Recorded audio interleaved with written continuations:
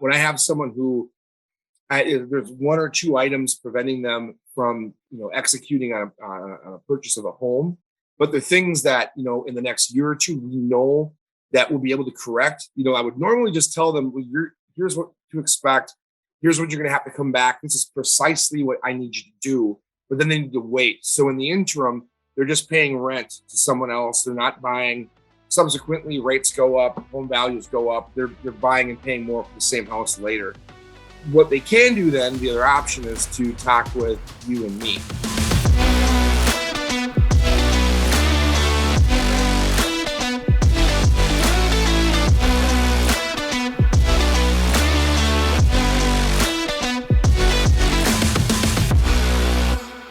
Ladies and gentlemen, welcome Mr. Benjamin Daniels to the Creative Cash Flow Show. Hello, everybody. How are you doing today? Round of applause, round of applause. I got to get a cool button where I can push a button in just right. Yeah. Great. Yeah. Like the big guys have. Thanks for having me on, Jesse. Dude, thanks for being here, man. I appreciate it. And hey, this is a fun treat because this is the third time. This is a third time this week we get to talk. Normally we're not talking that much. Yeah. Tuesday down in Florida. Yesterday was Zoom with my team. Then today. Yeah. Long time no see, bud. Dude, I'll tell you. So this just goes to the power of your network and power just staying in touch, right? When we stay in touch, when we talk, number one, we just have a great time. Like-minded people have the same, goals and values and ethics and hustle. But when we talk and we get together, like things happen. And then when you don't, so it's just the power of staying in touch, right? That's true. It's funny you mentioned that, given our conversation just the other day. We do need to stay in touch more often. When we do, things happen. Just a point in case. Not very long ago, I had and we'll get into this more. It sounds like too, but with some of the stuff that you're doing with the slow flips, where I could have used your services and you weren't top of mind because I just was so busy doing everything else. We hadn't spoken recently. That was a missed opportunity for everybody. So yes, to your point, staying in touch is huge. So good to see you again. Yeah, man, absolutely. You as well. And the show is about the Creative Cash Flow Show. That's what it's all about, is creative cash flow, but really it's about real estate secrets for achieving time and money freedom. And I only want to have folks on this show who are doing that and are on their way to doing that, whether they're there now, whether they're on the way, making the right steps, doing the right things. But there's so many great examples out there of people that are doing things to follow, right? And you don't have to necessarily, reinvent the wheel. And so, I thought about you right away because of a few reasons. Number one, you're in Florida, you're in Minnesota, you've got this business that you can basically run anywhere, right? Mm-hmm. Which a lot of folks who might be watching or listening, might say, hey, gosh, I'm stuck in this cubicle every day, or I'm stuck in this office, or I have to go here and some traffic. And my God, it'd be awesome if I could just do this from the coffee shop or from the beach or from my house or my backyard. And, everyone's working remotely and virtually a lot more now here post-COVID. And it's not like as crazy and special as it was, right? But you've been doing this for a while. I've been doing this for a while. And so you have that freedom, that lifestyle freedom, which is pretty cool. And I know you're doing some really unique things as a loan officer and as a mortgage pro that not other people are doing. And it's really helping you grow your business and differentiate yourself. So I thought it'd be super cool for you to kind of share your story a little bit about you and how you got into that. So cool. Yeah. So my name is Benjamin Daniels. I am currently a mortgage loan originator. I work for brokerage in Minnesota called Reduced Fee Mortgage, which is out of Lakeville.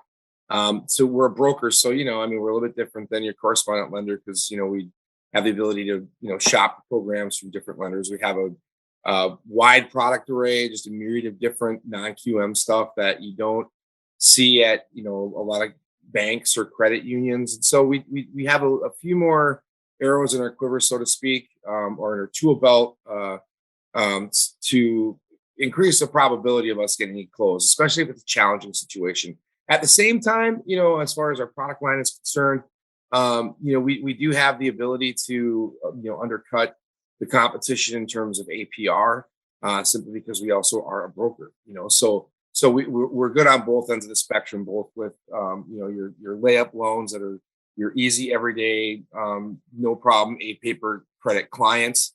versus stuff that has moving parts, just more challenging or a non-qualifying mortgage type situation.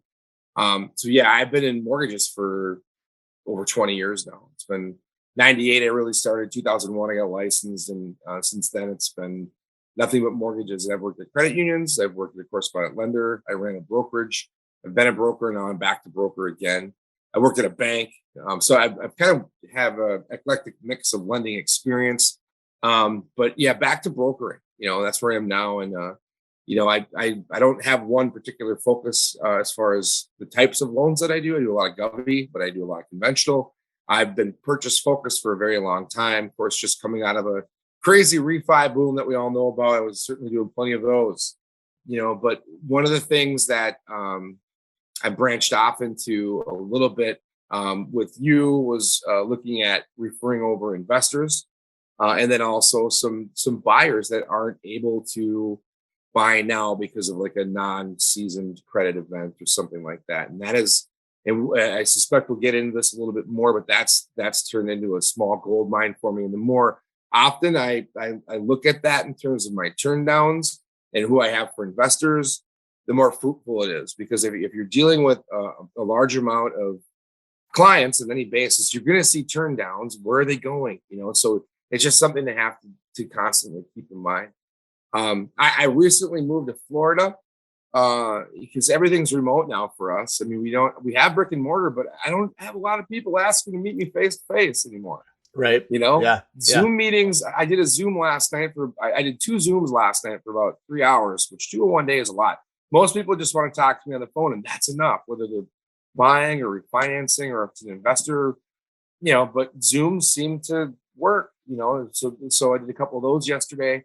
So it doesn't really matter where I am. I'm licensed in 6 different states. I focus on 6 different states. I know a lot of loan officers like I'm licensed in all 50 states, which is great, but then not every state's the same. And there's little things about each state that are different. And I don't want people to think that I'm not an expert at what I'm doing. I can't do it all. I'm not a jack of all trades. I'm focused on certain things. So I do a lot of business in Minnesota and I do a decent amount here in Florida. And I go back and forth. This state's awesome with the weather. I mean, Minnesota's where the home is at, really. But I do go back and forth, and I think and that for me works, because I'm working remote. No state income tax is nice down here. I'm a Florida resident, but I have property in Minnesota, and I, go back and forth. And if I want to rent out property that I have here in Florida, I can certainly do that. And a lot of people are coming to Florida because the weather is just gorgeous. And a lot of people don't like winters. And hey, if you can, we can help you buy a house in Florida. If you can work remote, if you want to come down with your family, Jesse does it. I do it. It's not that challenging. You just really need to have the recipe for success and talk to people who know how to do it, like Jesse or like me, and then have us help you implement it. It's not that challenging.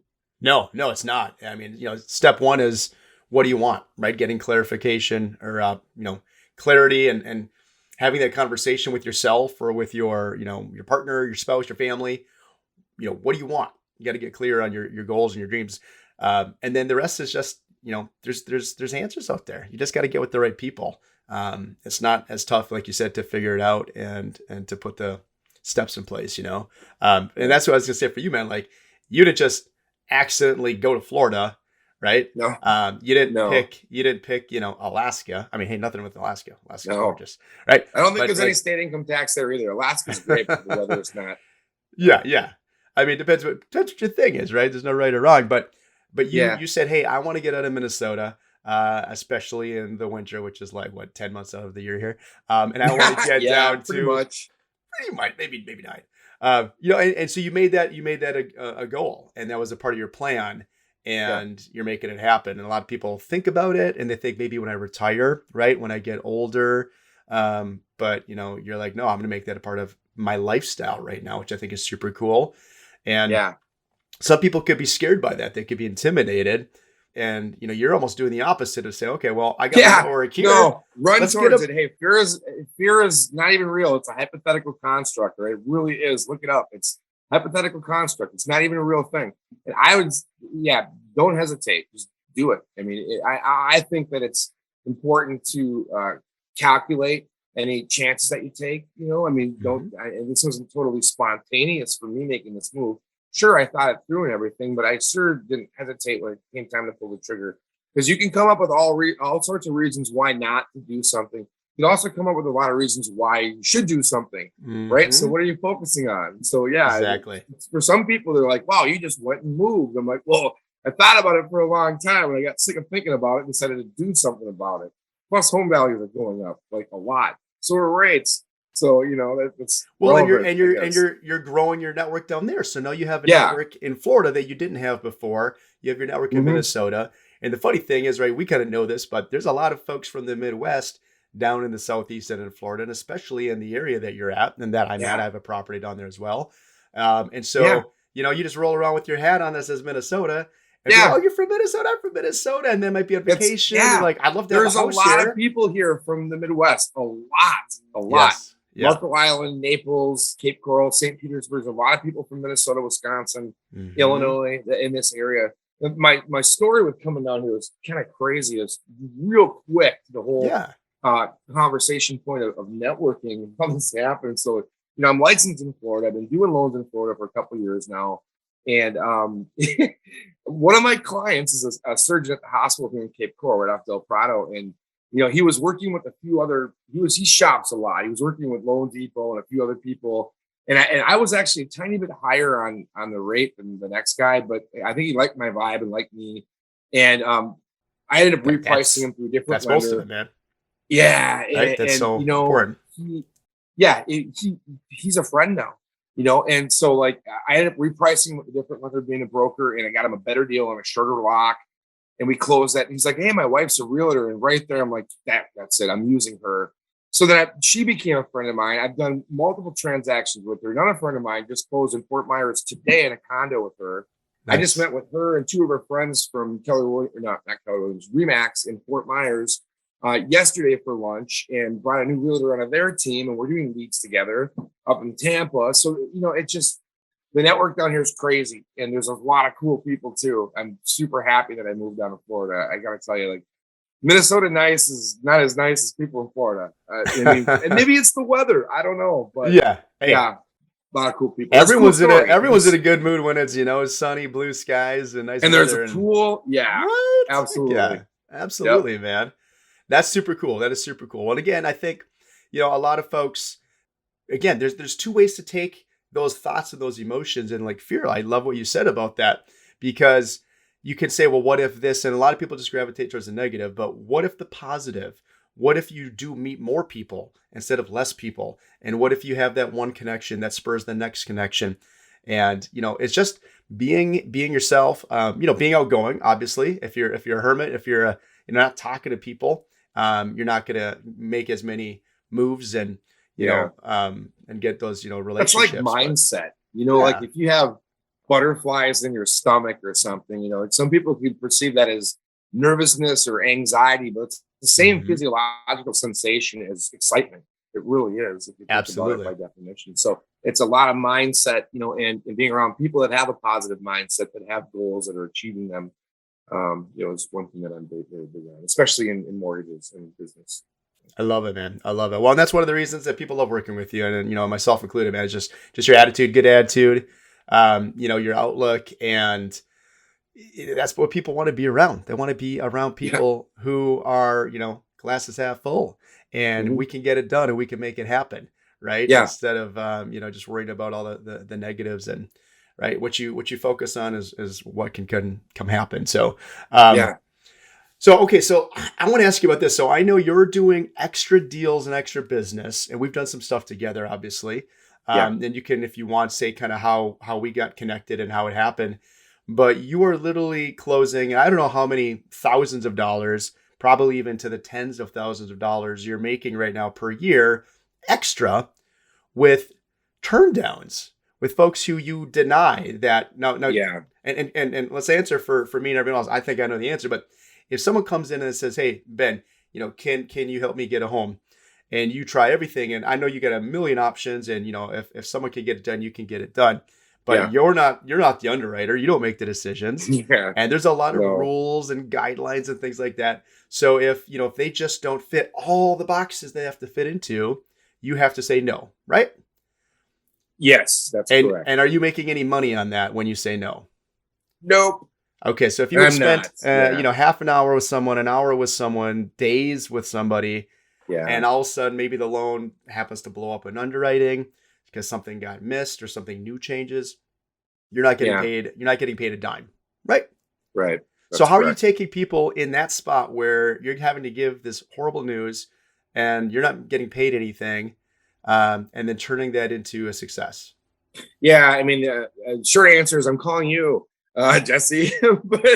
but yeah, I mean, I don't, turn downs happen in our business. We'll turn down. It happens, and I don't ever like to tell people no. I like to tell them, I don't like turning files down. You have to sometimes. You can't make a shoe fit sometimes. So what I do like to do, if anything, is I like to tell them, well, here's a step you take to get to where we need to be. Sometimes, rather than even do that, there still is a solution. And I didn't really, I guess, honestly, and looking back at my entire career, I didn't really know about this until I really started engaging with you in conversation about it. Mm-hmm. And so, yeah, essentially, I don't know where you want me to begin or break it down on how we do this, but when I have someone who there's one or two items preventing them from executing on a purchase of a home, but the things that in the next year or two we know that we'll be able to correct. I would normally just tell them, well, here's what to expect. Here's what you're going to have to come back. This is precisely what I need you to do. But then they need to wait. So in the interim, they're just paying rent to someone else. They're not buying. Subsequently, rates go up, home values go up. They're buying and paying more for the same house later. What they can do then, the other option is to talk with you and me. Look up and find an investor that I can either finance or pay as cash for the property they want to buy. You guys, you do all the paperwork with this. This is your wheelhouse, not mine, obviously. I just facilitate trying to bring in people that can either help finance or need help financing, to you. So You that, basically know the options. yeah, When you say, "Hey, I can't do it this way, but I can do it this way," and you're doing it a different way, and yeah, I can't get you the loan, sir or ma'am, but I can still get you a house. We just have to do this a different way. And what we're yeah. doing is basically giving you the And the thing time is, like, to as a come back to broker, me. especially, Hmm. as a broker, we really, really do ask anybody, and anyone out there that's in loans knows you have every program that you really want, basically. I mean, Hmm. for the most part, there might be some, mom and pop small town bank that's got a portfolio product that no one else can do, that they will not deal with wholesale. It doesn't have a wholesale side or something. But for the most part, brokers have every program out there, so Yeah. we can exhaust all your different options. We're going to look at everything and be very comprehensive in terms of what your options are. And if we can't do it that way, we can't do it this way. And so you have to keep that in mind when we talk to you, Jesse, because there is a way. And the goal here then is for people to get the house and for real Exactly. estate agents to get paid. And Exactly. everyone wants to get paid for the time. And of course, our borrowers want to get their house. And so rather than tell them to wait, we just have them call you. Yeah, yeah, and I mean, I love what you said before because, before we got obviously introduced and started, talking about what I do and what you do in our similar backgrounds. Obviously, I was a lender as well and did mortgages for 15 plus years, which really kind of helped me get one leg in the finance business and the credit business, and then another leg in the real estate side. Right. Yeah. Most people, right, know like loans and credit and the mortgage side super well, but they don't really know real estate, or they know real Yeah. estate very, very well, but they don't really know loans and underwriting and origination, right? And so I've just got this kind of unique background where I've really done both. But so, like you said, most people don't understand that these options are out there, Yeah. and it's not mainstream. It really isn't mainstream. And Yeah. It's not. there's not a lot of folks that just do this as a business and as a system with a track record. So talk to me about, I mean, how many people do you think throughout the year, and again, you're a broker, you have a lot of options, you have a lot of programs. So there might be someone listening to this, right, or watching this who is hey, I work for a credit union, I work for a bank, I work for whoever, right? And they have even fewer options than you do. right?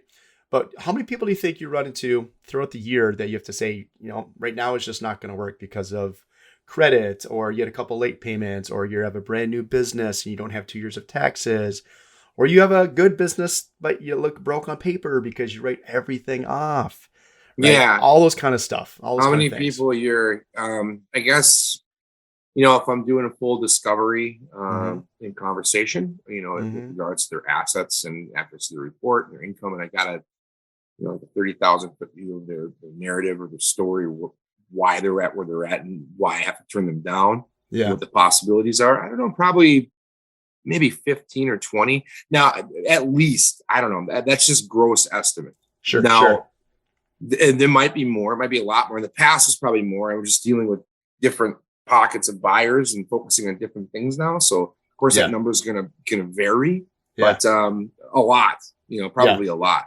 Yeah. More than I probably. Now that I think about it, probably more than I probably realized and should have sent over. Well, as we were having lunch the other day, Yeah, I right? know. And we're Yeah. talking about stuff. You're like, oh yeah, there's that one guy. Shoot, I forgot Yeah. about Oh that my dude. God. Right. And I so just like, think talked of to him how today many. too. Okay, well, yeah. So after this, we'll talk more about that. But right, so I mean, that was a great example of you're just, you know, you don't think about it until sometimes it's after the fact, which is why, we want to always try to stay top of mind and have those systems in Yeah. place, and just talk more, communicate more. But okay, so 15 to 20. So if you don't mind me asking, can I ask, what is your average loan size, or say commission per loan? You don't have to give all your numbers if you don't want to. I'm just curious. Like, Oh, I don't what know. do you The make average on your loan average size, loan? probably 350,000 or All something. right. And what are you typically making on that, if you don't mind me asking? Um, Give it a probably, range. yeah, range, probably about maybe 200 basis points or something. 2%. Okay. So 2%. So 7K. That's Yeah. 7K. Okay. So you said 15 to 20. And again, that's just off the top of your head. And we know there's people we forget about. We know there's people you probably just, and again, I'm not saying you specifically, but people just brush off because you just know it's a no, right? Because your brain Hmm. is trained to look for the yeses. The yeses, Yeah. the people you can help, is how you get deals done. And that's how you get paid. That's how you Yeah. make a Well, the more living. I talk to you, it's trying to look at the nose. Okay. Right? So I So get it. yeah, because the no's are We, no's now for yeah. the financing side, but they're not a no down the road. And so we'll talk about how you're filling your future pipeline with gold. But so 15 to 20. Okay, so 15 times 7,000, dude, that's $105,000. And that's going off of a Yeah. 15. That's not going off of 20. There's probably Yeah. more than that you're thinking of. That's 105 grand in business. So one of the things you're doing right now, and again, we're talking about how it's probably more that's there that we're even thinking about. But what you're doing, Yeah. that $105,000, yes, you're losing that today because you can't get that done, or not today, maybe this year, right? Let's say in 2022. But if those folks can still get a house today, they're loving you because everyone else said no. You still said yes, not to the financing, but to getting them the house. Okay. Now Yeah. that 105 grand, that's still coming to you, man, right? As a loan officer. So you can pretty much put on your calendar, hey, in 2023, next year, maybe 2024, I get 100 grand coming to me that you almost forgot about. So Yeah. I think it's crazy, man. When you look at like the refi biz and what's happening with rates going up, how awesome is that to know that you've got this future chunk of money coming and not 10, 20,000 bucks. I mean, that's six figures, dude. And that's, Yeah. just a high level guess, right?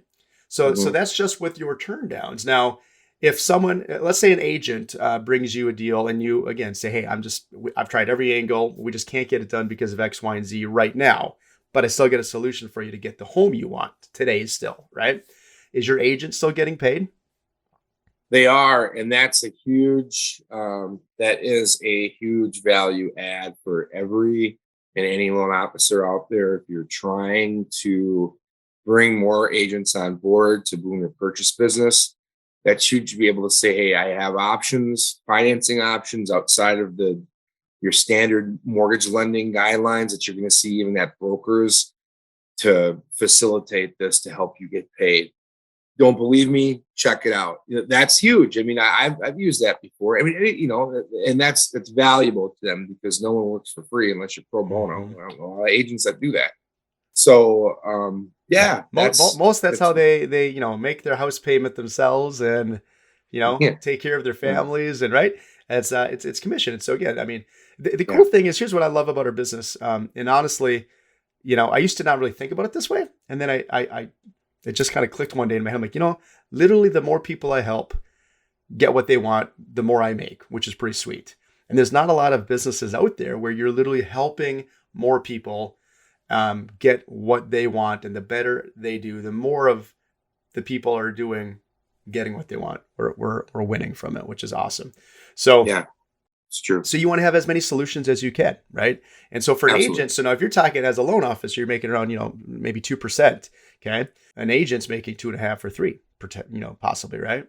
So you look at that right there, that's a good chunk of money.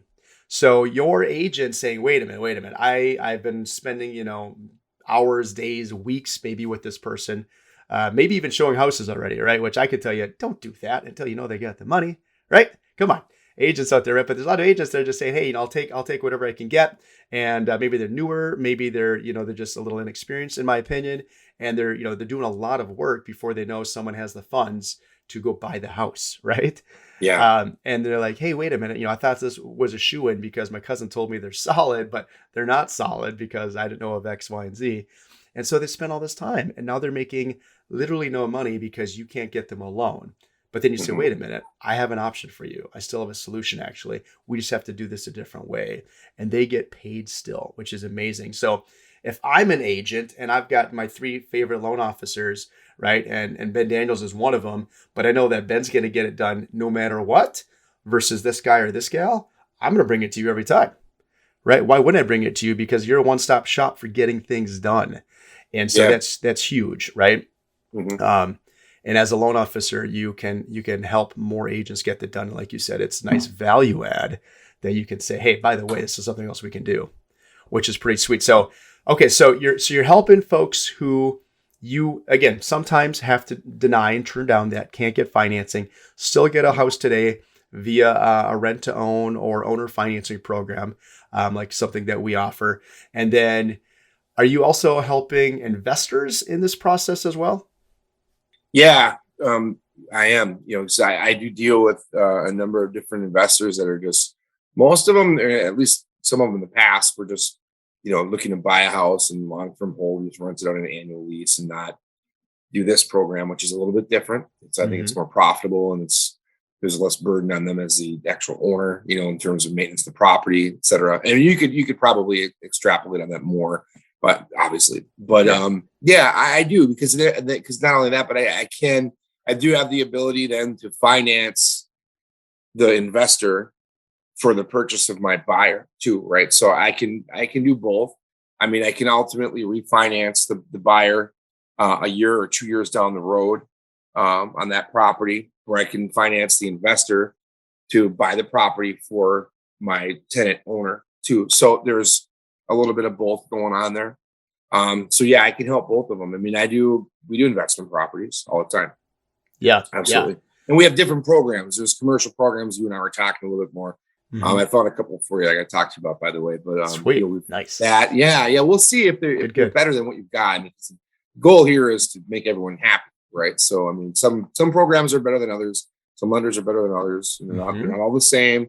So we'll take No. a look at that later. But Okay. yeah, Cool. so I am able to help the investors too. I mean, again, being a broker, I have just a wide array of different lenders that can deal with some pricing and executions better than others, and so we want to pick the right fit, Mm-hmm. so to speak, and knowing who they are, Mm-hmm. that's not a problem. So yeah, I can help the investors too, both ends of the trend, the buyer and the investor, or the student, the wannabe buyer, whatever you want to call it, the tenant buyer, if that's Yeah. what you want to call it, not the Yeah. wannabe buyer. But Yeah. I Yeah. don't, Yeah. I'm not, I'm still getting the jargon down because the Sure. programs, Sure.